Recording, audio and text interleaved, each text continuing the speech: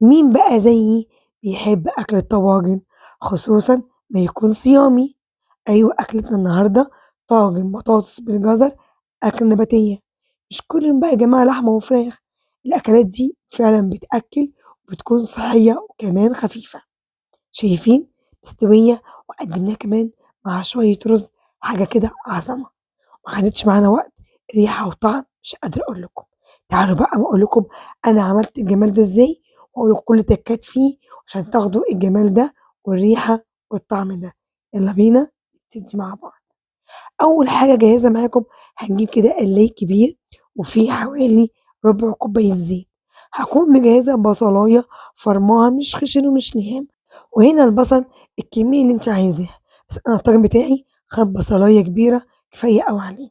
وأبدأ أتبّلها، أنا مش بادّيها لون، أنا بس هاتبّلها كده وهاكون مجهّزة معايا معلقة توم كبيرة، معلقة التوم هنا يا جماعة بتخلّي الأكلة وأكل الطواجن يروح مكان تاني، أبدأ أبهّرها فلفل أسود وشوية كزبرة وكمان شوية ملح صغيّرين، في المرحلة دي هاكون مقطّعة جزرتين كبار، هابدأ أنزل بيهم على البصل بتاعنا وكمان معاهم قرن الفلفل الحار، عايز تستغني عنّه استغني، بس هو بيدّيها طعم حلو ومش بيبقى حار أوي يعني.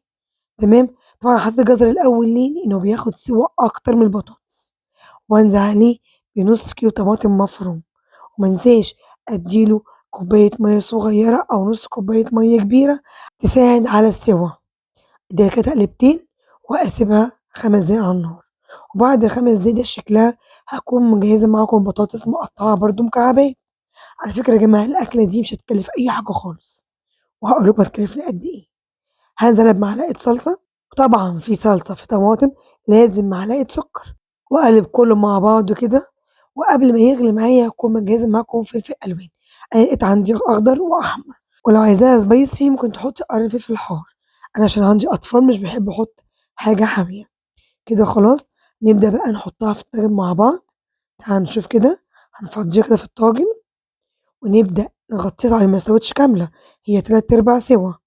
هنبدأ بقى نغطّيها بورق زبدة وعليه ورق فويل علشان البخار اللي فيها ده هو اللي هيسويها، هادخّلها الرف الوسطاني على درجة حرارة 200 لمدة من 10 ل15 دقيقة، لمّا تستوي معايا هارجع أورّيها لكم، استنوني راجعة لكم.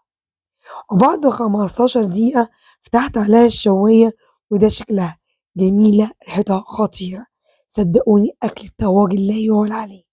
حلو أوي، فرق جامد جدًا بين أكل الطواجن وأكل اللي هو الحلال أو الصواني، وكمان معانا رز عملناه بلسان العصفور هنقدّمه كده، الأكلة دي حرفيًا ما بيتشبعش منها، سلام بقى لو لغيتِ الرز وجبتِ كام رغيف محمصين كده، الله عليها، شايفين الجزر والبطاطس استوت خطيرة، ريحتها بجد جامدة جدًا، جدًا، أتمنى بقى تجربوها تقدّموها على سفرتكم، مش كل يوم لحمة وفراخ ولا مثلًا بروتين، حلوة أوي، أوي، مش هتكلفكم خالص أي حاجة، الخضار رخيص اليومين دول في السوق واعملوها على طريقتي هتعجبكم، بألف هنا على قلوبكم، وأتمنى الفيديو يكون بسيط وعجبكم وقدرت أفيدكم بأي حاجة، ولو الفيديو عجبكم ما تحرمونيش من لايك ومتابعة وشير الفيديو، وكل سنة وكل حبايبي طيبين، مع تحياتي ميري أنور، سلام.